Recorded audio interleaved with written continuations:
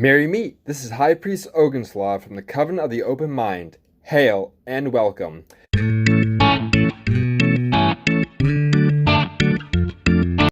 So, Tehila recently pointed out to me that we don't really have any good info on the specific Sabbats. So, after realizing this, we decided that it would be a good idea to put up a new series about what each Sabbat means, the different associations, how to celebrate them, etc.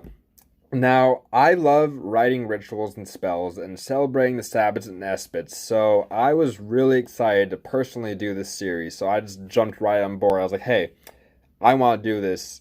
So, without further ado, let's get started with Litha, since that's the one that's coming up the soonest from when I'm posting this video. Litha takes place between June 21st and June 24th. The reason the date varies is because Litha actually starts when the sun enters Cancer, and that can vary slightly from year to year. So your best bet to figure out when Litha is happening is just to use a astrology tool or to Google it or whatever. Litha is also known as the summer solstice or midsummer, and it's essentially the celebration of the god and goddess at the height of their power. The god and goddess is known as the king and queen of the fertile lands, and they rule over the growing earth together. At this point in the year, the goddess is super pregnant, which mirrors the full fields and gardens that you see all around the lands this time of year.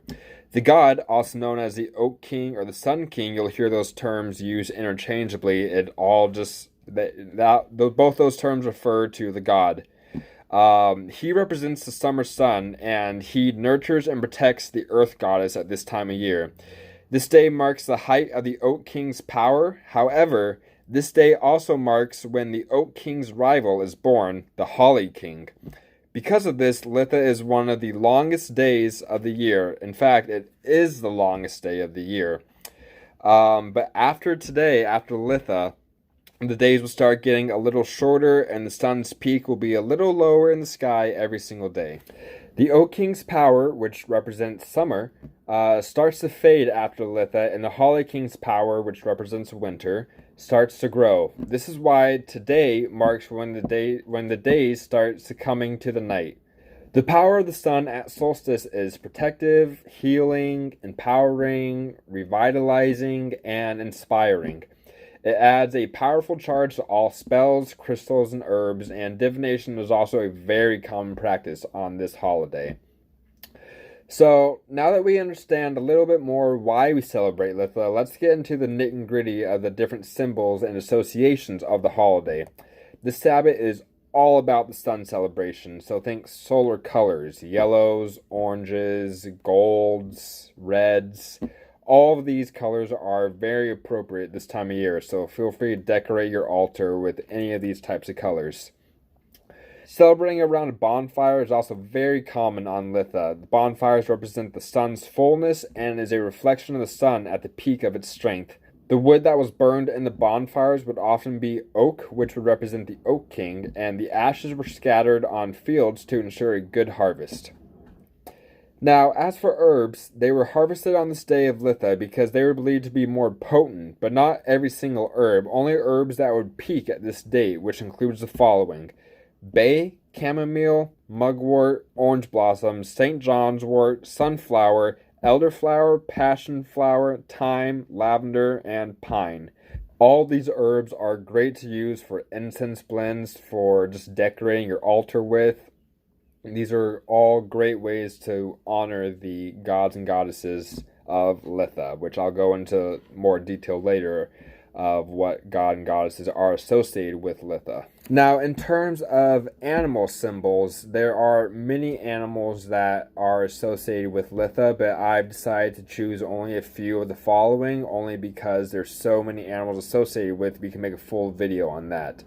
But anyway, brown bears, eagles, lions, salamanders, and dragons are all very common symbols of Litha. Mid-June is the peak mating season for brown bears, and so this time of year is symbolic of fertility and the promise of new birth. They also remind us taking advantage of the bounty surrounding us this time of year. Eagles are commonly associated with solar power, and Native Americans believed eagles brought summer rains to their lands. Lions are often seen as connected to the sun, not only because of their color and their mane, which actually looks like a sun, but also what they represent: vitality, energy, confidence, and supremacy. Salamanders and dragons were said to be carriers of fire, and medieval legend actually claimed the two were related to each other. Both having the ability to light bonfires, salamanders are also a symbol of rebirth due to their ability to regenerate the tails and toes. Lastly, the gods and goddesses and the deities associated with this holiday, which are the following: Freya, Flora, Lugh, Greenman, Oak King, Bast, Brigit, just to name a few. Making an offering to any of these deities would be appropriate on this day. I don't really want to go into details of the associations of each one similar to the animals, just because that would simply take too much time that I don't have for this video. And again, that could just be a video in and of itself, which, who knows, one day we might make a video for that. So before I wrap this video up, I do want to teach you guys a quick recipe that is great for Litha. It's found in the Wicca cookbook, which is a great resource for all sorts of holiday themed recipes, as well as the lore behind the recipes. So let me go ahead and read a quick excerpt from that. This is called the cucumber salad. It's going to make 3.5 to 4 cups. You're going to need 6 cucumbers peeled and chopped, half cup of chopped jalapenos, a quarter cup of minced cilantro, 3 tablespoons of freshly squeezed lemon juice, salt, and pepper. So this is what it says about the recipe. The inherent properties of the cool cucumber mingled with the zesty salsa suggest the benefit that can arise from balancing opposites. Steady composure combined with passion and fire offer variety, adventure, and wholeness. Finding the right mix is like the swinging of a pendulum.